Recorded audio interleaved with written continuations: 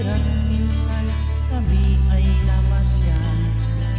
Kasama ko ang aking barkada sa isang kubo, doon kami ay lumugar at kami ay masayang masaya.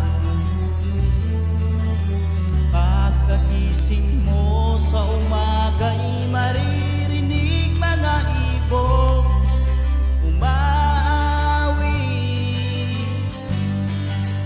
Himig na naawit nila ay kay tamis at ikaw ay maaaki.